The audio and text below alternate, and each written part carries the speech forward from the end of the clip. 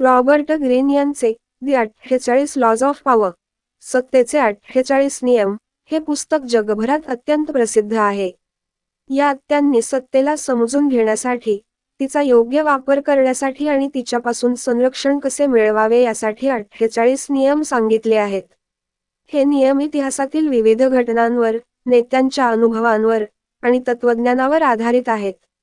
पुस्तकातील काही महत्त्वाचे नियम मराठीत. 1. कधीच मालकावर मात करू नका. तुमच्या वरिष्ठांपेक्षा अधिक हुशार किंवा शक्तिशाली वाटण्याचा प्रयत्न करू नका. यामुळे ते तुमच्यावर संशय घेतील. 2. नेहमी गुप्तता ठेवा. तुमचे खरे उद्दिष्ट आणि योजना उघड करू नका. त्यामुळे इतरांना तुम्हाला हानी पोहोचवणे कठीण होईल. 3. नेहमी कमी बोला. कमी बोलणे आणि विचारपूर्वक बोलणे ही शक्तिशाली व्यक्तींची खूण असते. त्यामुळे इतर तुमचे बोलणे लक्षपूर्वक ऐकतात. 4. शत्रूंना स्वतःशी लढा देऊ द्या. थेट आक्रमण करण्याऐवजी तुमच्या प्रतिस्पर्ध्यांना त्यांच्यात चुका करून देऊन हरवायला भाग पाडा. 5. लोकांच्या कल्पनांना खेळवा. लोकांना त्यांच्या कल्पनांप्रमाणे वाटू द्या की तुम्ही त्यांचे इच्छिंतक आहात. यामुळे त्यांचा विश्वास पटकावता येईल. 6. दूर राहून अधिक आकर्षक व्हा. सतत उपलब्ध राहण्याऐवजी थोडे अंतर ठेवल्याने लोकांना तुमची किंमत समजते. 7.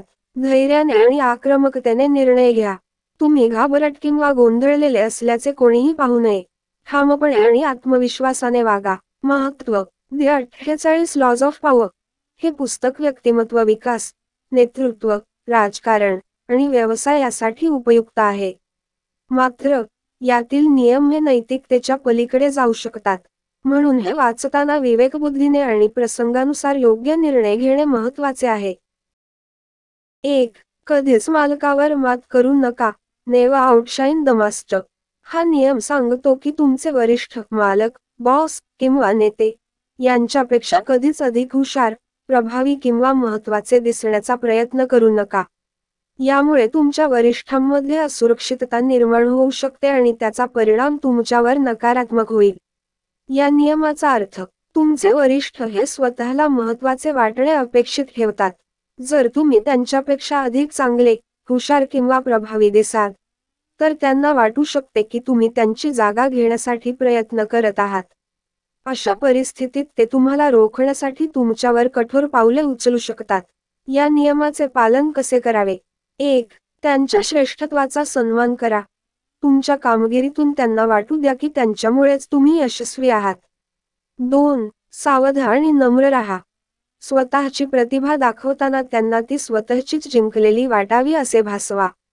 3. त्यांच्या गरजा समजून घ्या. त्यांना सुरक्षित वाटेल अशा प्रकारे काम करा आणि त्यांच्या आदेशांचे पालन करा.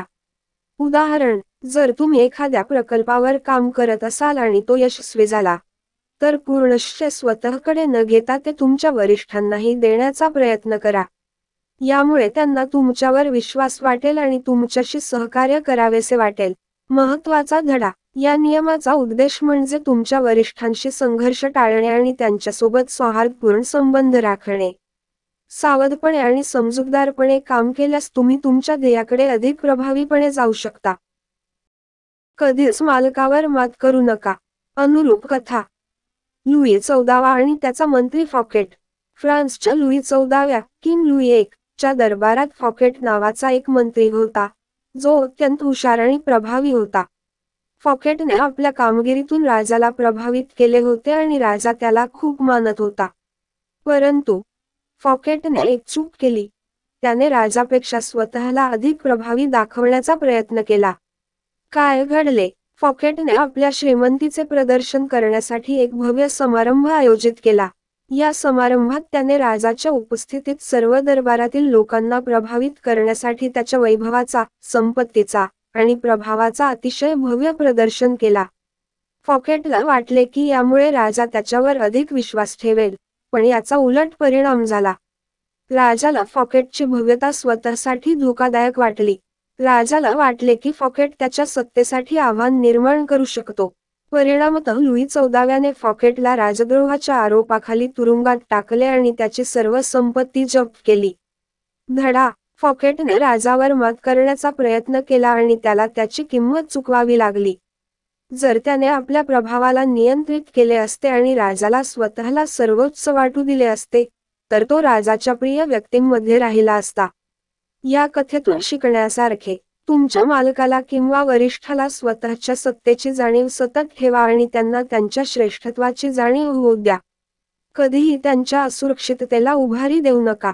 तुमची हुशारी आणि यश अशा प्रकारे दाखवा की ते त्यांच्याच मदतीने मिळाल्यासारखे भासेल. ज्याला सत्ता आहे त्याला तुम्ही असुरक्षित वाटण्यास भाग पाडलात, तर तुम्ही स्वतःच तुमचा मार्ग बंद करत आहात. हा नियम सांगतो की तुमचे वरिष्ठ किंवा मालक यांच्यापेक्षा कधीही अधिक हुशार, प्रभावी किंवा महत्त्वाचे दिसण्याचा प्रयत्न करू नका. तुमच्या कौशल्याने किंवा यशामुळे जर त्यांना असुरक्षित वाटले, तर ते तुमच्यावर कठोर कारवाई करू शकतात किंवा तुम्हाला खाली आणण्यासाठी प्रयत्न करतील. नियमाचा अर्थ: 1. सत्तेचा असंतुलन टाळा. ज्यांच्याकडे सत्ता आहे, त्यांना स्वतःपेक्षा कमीपणा वाटू देऊ नका. 2. त्यांच्या श्रेष्ठत्वाला सन्मान द्या.